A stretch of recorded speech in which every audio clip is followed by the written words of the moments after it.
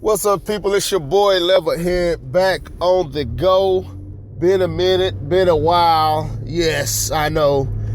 But didn't have nothing to talk about. There was nothing to talk about. Gaming was really slow.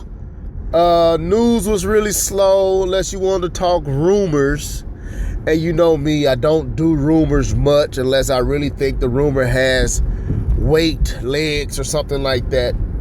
So I went on a little personal hiatus for about a week or so. I apologize. I'm not sorry for doing it. I'm apologizing just in case you were feeling like I wasn't giving you any content. But sometimes, guys, it's just nothing to talk about, so why talk? You know what I'm saying? Other people do this for other means. I do not monetize none of this stuff. I probably should make me a few cents and dollars off of this, but I just do it for the love, the joy of talking to you guys, sharing my opinion and thoughts. That's why I do it. But this is another On The Go with your boy Leveled Head. Anyway, I read an article from Forbes magazine or something like that, Forbes something. Anyway, and I was very intrigued by the article, and it made me think about something. You know, with the Nintendo Switch coming out soon, we got a few more months before we'll be actually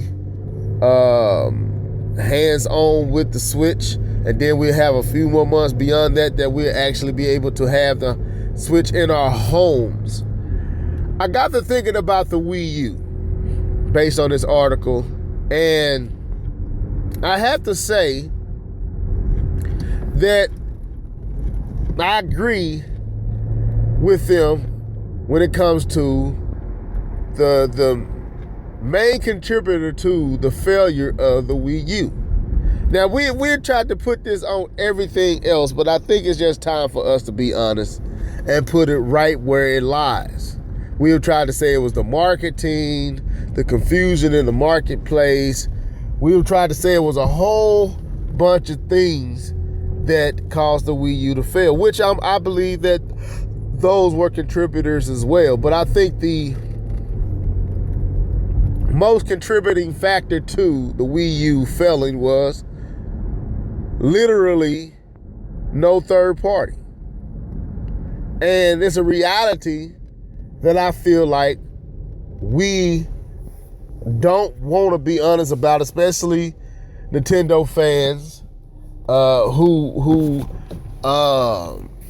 have an affinity for Nintendo, myself included, because I've made these statements. But the truth of the matter is, when you just look at it, the major contributing factor to the Wii U failing was the lack of third party. I mean, if you look at the Wii, you look at the GameCube, you look at the N64, and then you can go back into the glory days of the Super NES and NES. I don't count those two because really they were on top at that time. But the moment they had some real for real competition that really stole the market from them, which was Sony, Nintendo has had a third party problem. But we have never seen Nintendo go through the problem that they went through with the Wii U, meaning absolutely pretty much no third party support. I mean, none, zilch. I mean, when I say that, I know there might have been one or two titles here and there, but I mean, the lake had ran dry. The desert had dried it up. It was a mess on the Wii U. And if you own the Wii U, you know exactly what I'm talking about, whether you want to be honest about it or not. And when you look at it from that angle, and the type of games that did not come to the Wii U, and the type of genres that you did not get to experience on the Wii U, and the fact that you were left to only playing Nintendo titles for real, I think that in the grand scheme of things was the Achilles heel. It was the thing that took the Wii U out. It was the thing that forced Nintendo to say, you know what? This is not working. Now, we can blame it on the gamepad, but the third party did not want to fool with the Wii U. I think it was mainly because of architecture and the hassle, and then having to gamble with not selling anything because of the type of gamers that particularly play Nintendo platforms tend to only want to play Nintendo games. I think that is some truth to that, but I think there's other factors to that because, like I said, the Wii, the GameCube, the N64, the Wii U probably was what the anomaly of the Wii broke up the trending aspect of the home console with Nintendo. Every home console sold less than its previous entry. So it's not a surprise that the Wii U sold as bad. It sold bad. But it is surprising that it sold as bad as it did. Let me say it again. It's not a surprise that it sold bad because it was trending that way anyway. But to sell as bad as it did was a surprise. And I think we just got to be real about it, folks. I don't think Nintendo can really play around with not having third party. Now, we know that we have seen this whole notion that they're gonna have third party. If I'm trying to get my keys and stuff going into work,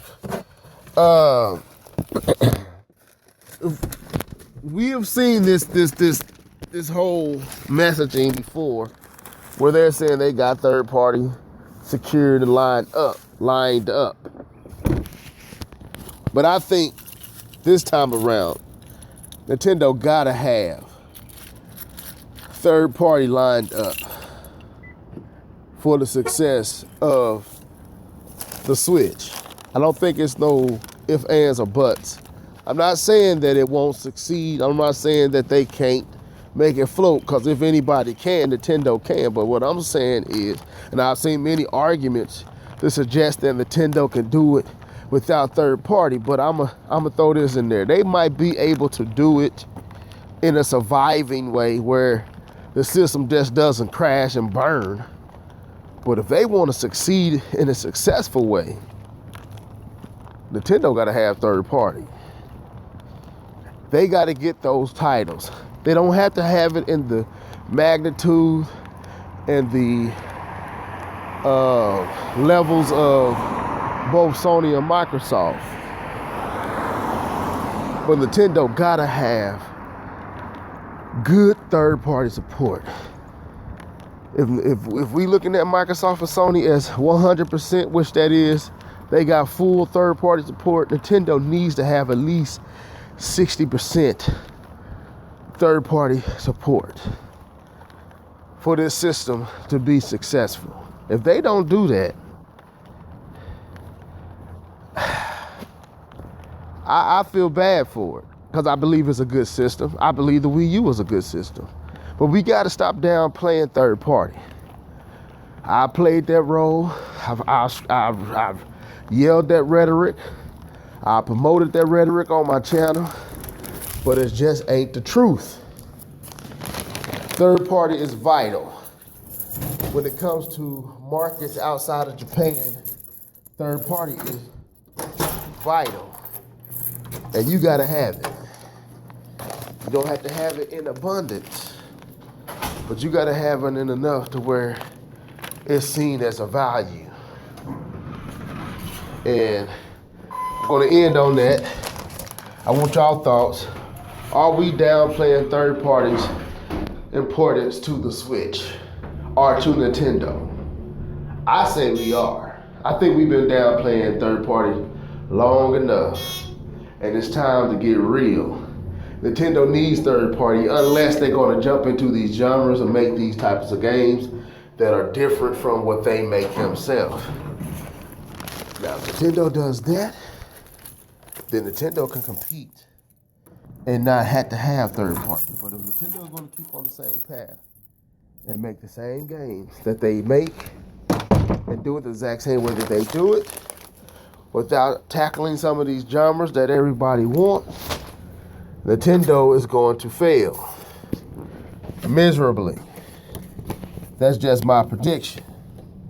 Anyway, this is your boy signing out. Let me know what you think. Give me your thoughts. Till next time, folks. Deuces. Make sure you go and check out fulleffectgaming.com. We will be doing the podcast tomorrow.